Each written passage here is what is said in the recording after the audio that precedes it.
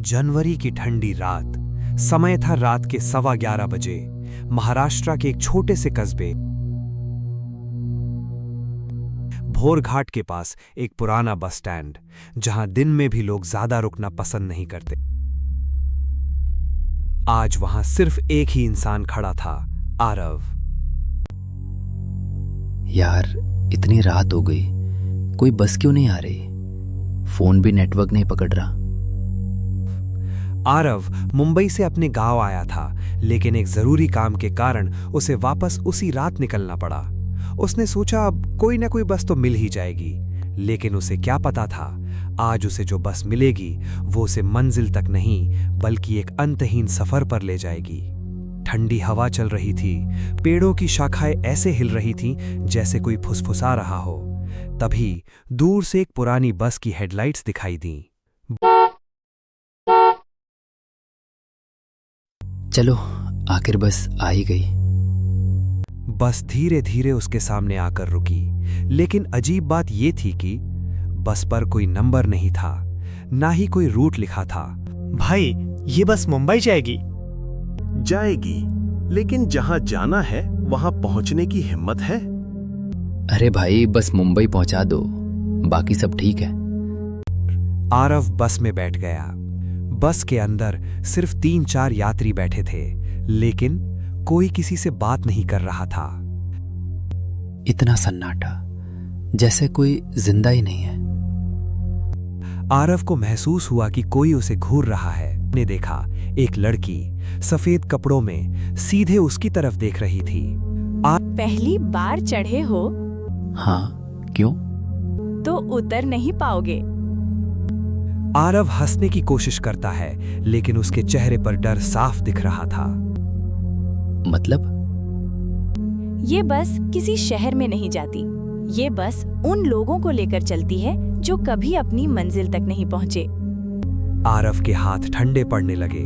उसने खिड़की से बाहर देखा। कोई सड़क नहीं, कोई लाइट नहीं, सिर्फ अंतहीन अंधेरा। ड्राइवर, बस रोको, मुझे उतरना है। लेकिन ड्राइवर हिला तक नहीं, जैसे उसने कुछ सुना ही नहीं। तभी अचानक सब लोग गायब हो जाते हैं और एक आदमी आरव के पास वाली सीट पर आकर बैठता है। आरव उसे देखकर डर जाता है।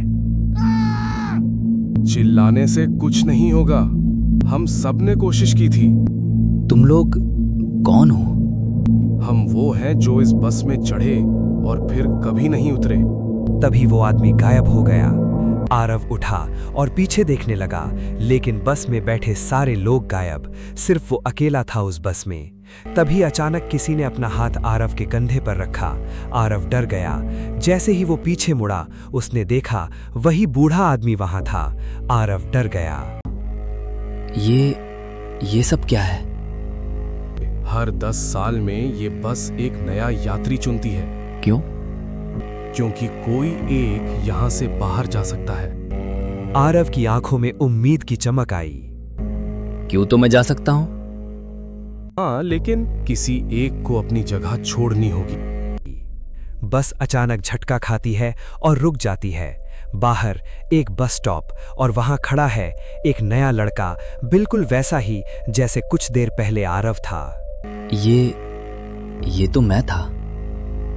फैसला करो, तुम जाओगे या फिर हमेशा के लिए यहीं रहोगे। आरव के दिमाग में हजारों ख्याल दौड़ने लगे। जिंदगी, परिवार, डर और मौत। आखिरकार उसने एक फैसला लिया।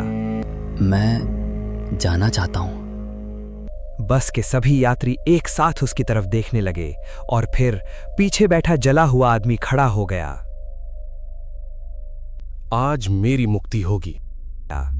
जैसे ही वो उतरा, उसका शरीर हवा में गायब हो गया। बस के अंदर एक जोरदार ठंडी हवा चली और आरव को धक्का लगा। अगले ही पल वो खुद को बस स्टॉप पर खड़ा पाता है। बस उसके सामने से निकल जाती है, लेकिन जब उसने पीछे मुड़कर देखा तो बस की खिड़की में वही आदमी बैठा था, और अब उसकी जगह कोई और बैठा था। लेकिन आरव को अभी लग रहा था जैसे ये सब एक सपना है।